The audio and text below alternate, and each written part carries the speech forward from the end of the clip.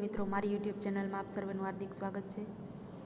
આજે આપણે ધોરણ 11 વિષય વાણિજ્ય વ્યવસ્થા અને સંચાલનમાં ભાગીદારીના ફાયદા સમજવાના છે। આપણે ભાગીદારીનો અર્થ અને એની લાક્ષણિકતા આના પહેલાં શીખી લીધી છે। એના ફાયદામાં પ્રથમ પોઈન્ટ છે સરળ અને ઓછી ખર્ચાળ સ્થાપના વિધિ। ભાગીદારીની સ્થાપના વિધિ કેવી છે? તો કે ઓછી ખર્ચાળ છે અને સાવ સરળ છે। કે ભાગીદારી પેઢીની સ્થાપના વિધિ સરળ અને ઓછી ખર્ચાળ છે। સ્થાપના વિધિ માટે કોઈ ખાસ વિધિમાંથી પસાર થવું પડતું નથી। કાયદા અનુસાર ભાગીદારી પેઢીની નોંધણી કરાવવી ફરજિયાત નથી, પરંતુ હિતાવહ છે। જો આપણા ભાગીદારી પેઢી કે ધંધો કરતા હોય એ આપણે નોંધાવ્યો હોય રજિસ્ટ્રાર પાસે, તો આપણે કોઈ પણ કાયદામાં જો આટીખૂટીમાં ફસાઈ જાય તો આપણે એમાં એવિડન્સ તરીકે આપણે બધું એ રજૂ કરી શકીએ છીએ અદાલતમાં। પણ જો ફરજિયાત આ નોંધણી કરાવી નથી, પણ જો આપણે કરાવીએ તો સારું છે આપણા માટે। પછી બીજું છે ટોપિક કાર્યક્ષમ સંચાલન। વૈયક્તિક માલિકી કરતાં ભાગીદારી પેઢીમાં એક કરતાં વધુ વ્યક્તિઓ હોવાથી તેમાં વિશિષ્ટ જ્ઞાનનો, બુદ્ધિનો, આવડતનો અને અનુભવનો લાભ પેઢીને મળે છે।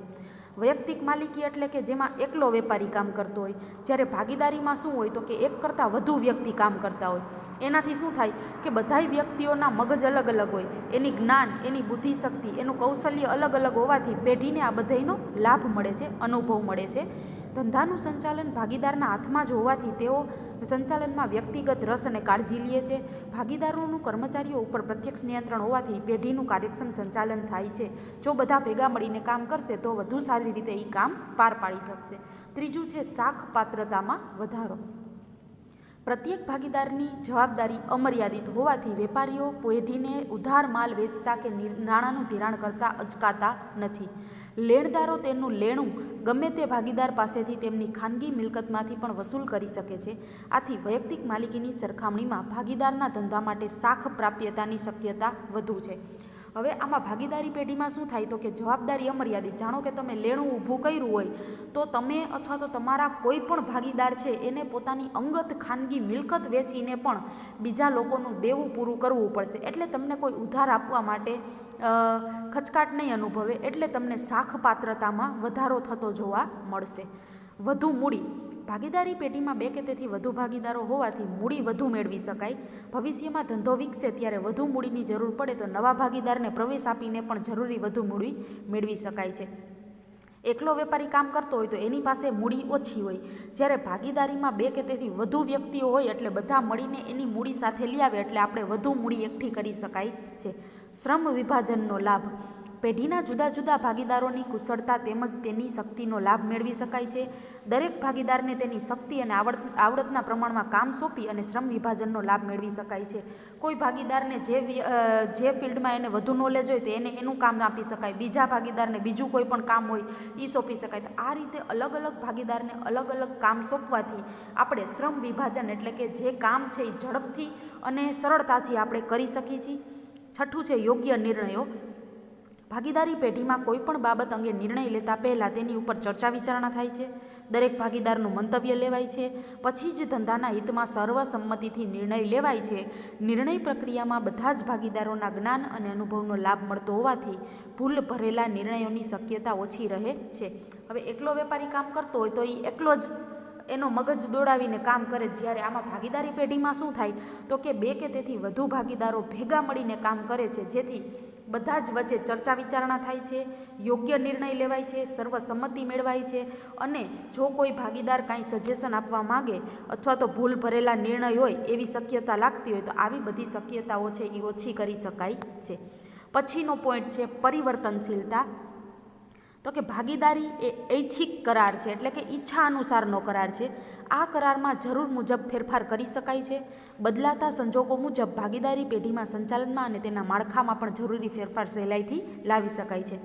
ભાગીદારી પેઢી છે એ પરિવર્તનશીલ જોવા મળે છે, એમાં ગમે ત્યારે ઈચ્છા અનુસાર તમે તમારી રીતે ફેરફાર કરી શકો છો। લઘુમતીના હિતોનું રક્ષણ। સામાન્ય રીતે ભાગીદારીના ધંધામાં કોઈ પણ કાર્ય બધા ભાગીદારોની સર્વસંમતિથી જ થાય છે।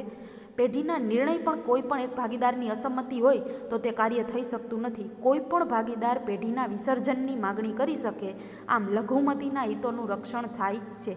જાણો કે 10 ભાગીદાર હોય એમાંથી 9ની સંમતિ હોય ને 10ની એકની સંમતિ ન હોય એક વ્યક્તિની, તો પણ એ કામ થઈ શકે નહીં. એટલે કે ભાગીદારી પેઢીમાં જો બધા જ ભાગીદારોની સંમતિ હોય તો જ કોઈક કાર્ય થઈ શકે, નકર કાર્ય થઈ શકતું નથી.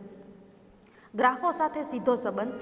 વૈયક્તિક માલિકીની જેમ ભાગીદારીમાં પણ ગ્રાહકો અને કર્મચારીઓ સાથે સીધા સંપર્કમાં આવી શકાતું હોવાથી તેની જરૂરિયાત પ્રમાણે આપણે ફેરફાર કરી શકાય છે. ભાગીદારી પેઢીમાં પણ આપણે ગ્રાહકો સાથે અંગત સંપર્ક રાખી શકાય છે. આર્થિક સત્તાનું વિકેન્દ્રીકરણ. ભાગીદારી પેઢીમાં 2 અથવા તો 2 કરતાં વધારે ભાગીદારો હોવાથી આર્થિક સત્તા બધા જ ભાગીદારો વચ્ચે વહેંચાઈ જાય છે. એટલે કે ગમે એ કાર્ય એકને કરવું નથી પડતું, બધા જ ભાગીદારો વચ્ચે વહેંચણી થઈ જાય છે અને બધા જ ભાગીદારો હળીમળી અને કામ કરી શકે છે. અને બધી સત્તા છે એ પણ બધા ભાગીદારોના હાથમાં હોય છે. આવકવેરાનો ઓછો બોજ. ભાગીદારી પેઢીનો નફો દરેક ભાગીદારને ભાગીદારી કરાર મુજબ વહેંચાઈ જતો હોવાથી આવકવેરાનો બોજો કેવો થઈ જાય છે? ઓછો થઈ જાય છે. જેના ભાગીદારને જેટલો ભાગીદારને નફો મળ્યો હોય એ પ્રમાણે એને કરવેરો છે એ ચૂકવવાનો હોય છે, એટલે કરવેરાનો બોજો ઓછો થઈ જાય છે. આ હતા બધાય ફાયદા. હવે આવે છે મર્યાદા, લિમિટેશન્સ. તો ભાગીદારીની પહેલી મર્યાદા છે મર્યાદિત મૂડી. આધુનિક ઉદ્યોગ ધંધાના વિકાસ અને વિશાળ કદને ધ્યાનમાં લેતા ભાગીદારો દ્વારા મૂડી એકઠી કરવાની શક્તિ મર્યાદિત છે. ભાગીદારી પેઢી દ્વારા મોટા પાયા પરનો ધંધાનો અવકાશ ઓછો રહે છે અને સંશોધન જેવા કાર્યો પણ મર્યાદિત મૂડી હોવાથી હાથ ધરી શકાતા નથી. હવે કોઈ ભાગીદાર છે એ એમ કે આપણે શું કામ આપણે આમાં મૂડી લઈ આવવી જોઈએ, એટલે એ પોતાની મૂડી, અંગત મૂડી અને અહીંયા ધંધાની મૂડી એ અલગ અલગ રાખી અને ધંધામાં થોડીક જ મૂડી લઈ આવે છે. હવે આ બદલાતા જતા જમાનામાં જ્યાં સુધી વધારે મૂડી નહીં હોય તો વધારાના તમે જે ધંધાના ખર્ચા છે એને પહોંચી નહીં વળો, એને નહીં પહોંચી વળાય એટલે બીજા ધંધા ઉદ્યોગ સાથે આપણે હળીમળી અને એની સાથે હાથ નહીં મિલાવી શકીએ તો આપણે આગળ ધંધા બજારમાં કે એમાં સેમાં આપણે ટકી શકતા નથી. એટલે મર્યાદિત મૂડી છે એ આપણે ભાગીદારી પેઢીની પહેલી મર્યાદા બની રહે છે. પછી બીજું છે અમર્યાદિત જવાબદારી. ભાગીદારી પેઢીમાં દરેક ભાગીદારની જવાબદારી અમર્યાદિત હોય છે. એટલે કે કોઈ એક ભાગીદારે પેઢી વતી કરેલા કાર્ય માટે બધા જ ભાગીદારો જવાબદાર બને છે. પેઢીનું દેવું ચૂકવવા માટે પેઢીની મિલકતો પૂરતી ન હોય તો તેવા સંજોગોમાં ભાગીદારોએ પોતાની અંગત મિલકતો વેચીને પણ પેઢીના દેવા ભરપાઈ કરવા પડે છે.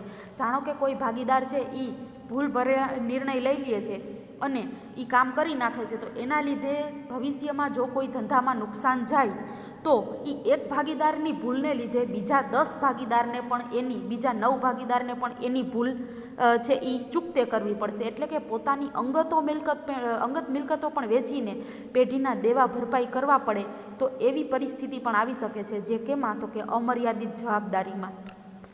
પછી છે વિસંવાદિતાની શક્યતા. ભાગીદારીમાં મતભેદ અને વિસંવાદિતાની શક્યતા રહેલી છે. ભાગીદારમાં જ્યાં સુધી સંપ અને સુલેહ નહીં હોય ત્યાં સુધી સંચાલન વ્યવસ્થિત રીતે થાય છે. ભાગીદારમાં જ્યારે વિખવાદ અને કુસમ થાય છે ત્યારે વિસંવાદિતાની શક્યતા રહે છે. હવે જ્યારે ભાગીદારો છે એ 10 ભાગીદારો અથવા તો ગમે એટલા ભાગીદારો હોય એમાં જો સંપ ન હોય તો કોઈ પણ કાર્ય વ્યવસ્થિત રીતે થાય નહીં. સંપ હશે તો જ વ્યવસ્થિત રીતે કાર્ય થશે. અને જો ભાગીદાર વચ્ચે જ વિસંવાદિતા, મતભેદ એટલે કે કાંઈ એકેય જાતની હળીમળીને કામ કરવાની કૌશલ્ય ન હોય એનામાં, તો કામ પેઢી છે એ ધંધામાં વ્યવસ્થિત રીતે કામ કરી શકે નહીં. ચોથું છે રહસ્યોની જાળવણીની મુશ્કેલી. ભાગીદારીમાં કોઈ પણ અગત્યનો ધંધાકીય નિર્ણય બધા જ ભાગીદારો સાથે વિચારણા કરી અને પછી એના સિવાય લઈ શકાતો નથી. ભાગીદારો સાથેની ચર્ચા વિચારણાને લીધે ધંધામાં રહસ્યોની અસરકારકતા જાળવણી શક્ય નથી. હવે આમાં જાણો કે 10 ભાગીદાર હોય તો 10 ભાગીદારનો નિર્ણય સર્વસંમતિ હોય તો જ કાર્ય કરી શકાય, નકર કોઈ કાર્ય કરી શકાતું નથી. તો આમાં શું થાય કે 10 ભાગીદારને કાંઈક ને કાંઈક વાતની ખબર હોય તો કદાચ ક્યાંકથી કોઈકને કાંઈ કહી દઈએ તો આપણા રહસ્ય જે જાળવવાના છે ધંધામાં, તો એ જાળવી શકાતા નથી. કેમાં? તો કે ભાગીદારી પેઢીમાં. પછી છે હિસ્સાની ફેરબદલીની મુશ્કેલી. ભાગીદારી પેઢીમાં ભાગીદાર પોતાનો હિસ્સો બીજી વ્યક્તિને સરળતાથી ફેરબદલ કરી શકતો નથી. ફેરબદલી કરવી હોય તો સર્વસંમતિથી કરવી પડે છે. એટલે કે કોઈ એક ભાગીદારને બીજા ભાગીદાર તરફ પોતાનો હક જતો કરવો હોય તો બધા ભાગીદારની સંમતિ મળે તો જ હક જતો કરી શકે, નકર કરી શકે નહીં. નિર્ણયો લેવામાં વિલંબ. કાયદેસર રીતે દરેક ભાગીદાર પેઢીના સંચાલનમાં ભાગ લઈ શકે છે. ભાગીદારોમાં અંદરો અંદરના કુસંપ અને વિખવાદને કારણે નિર્ણય લેવામાં વિલંબ થઈ જાય છે, એટલે કે સમય લાગી જાય છે, અને જેથી સંચાલન કથળે છે. આંતરિક વૈમનસ્યને કારણે ઘણી ભાગીદારી પેઢીઓ અકાળે વિસર્જન પામે છે. હવે ઘણીવાર શું થાય, નિર્ણયો લેવામાં વિલંબ થઈ જાય, જેને લીધે ધંધામાં જે લાભ મળવાનો હોય એ ન પણ મળી શકે. તો પેઢીમાં એક તો ભાગીદારો વચ્ચે સંપ હોવો જોઈએ, અને બધા જ ભાગીદારો નિર્ણય લેવામાં જો શક્ય એવું ઝડપ ના કરે તો ભાગીદારો છે એ અમુક લાભને પણ એને જતા કરવા પડે છે. અને જો એમાં સંપ હશે તો ફટોફટ એ નિર્ણય લઈ અને ધંધામાં યોગ્ય કાર્ય છે યોગ્ય સમયે કરી શકશે. પણ જો એનામાં સંપીને રહેવાની ભાવના ન હોય તો શું થઈ જાય, નિર્ણય લેવામાં વિલંબ થઈ જાય. કોઈ એક ભાગીદાર પણ જો સંમતિ ન આપે તો કામ થઈ શકે નહીં. બધા જ ભાગીદારોની સંમતિ આમાં જરૂરી છે. અને છેલ્લો પોઈન્ટ છે ટૂંકું આયુષ્ય. કોઈ પણ ભાગીદારની નાદારી, એટલે કે એને કોર્ટ એવો જાહેર કરી દે કે હવે આ ભાઈ કોઈ પણ રૂપિયા ચૂકવી શકશે નહીં, આ ભાઈ નાદાર જાહેર થઈ ગયા, અથવા તો માનસિક અસ્થિર થઈ જાય કે ભાગીદારનું મૃત્યુ થઈ જાય, તો એને કારણે કાયદેસર રીતે ભાગીદારીનો શું આવી જાય છે, અંત આવી જાય છે. 10 ભાગીદારો એમાંથી કોઈ એક ભાગીદાર પણ નાદાર અસ્થિર મગજનો, એટલે કે એને કોઈ મગજમાં સ્થિરતા ન હોય, જેને કહેવાય કે ગાંડા જેવું માણસ થઈ જાય, અથવા તો એ જ ભાગીદાર મૃત્યુ પામી જાય, તો 10 ભાગીદારમાંથી કોઈ એક ભાગીદારને પણ જો આવું થઈ જાય તો ભાગીદારી પેઢીનો શું આવી જાય છે, ભાગીદારીનો અંત આવી જાય છે. તો આ હતી ભાગીદારી પેઢીના ફાયદા અને મર્યાદા. Thank you.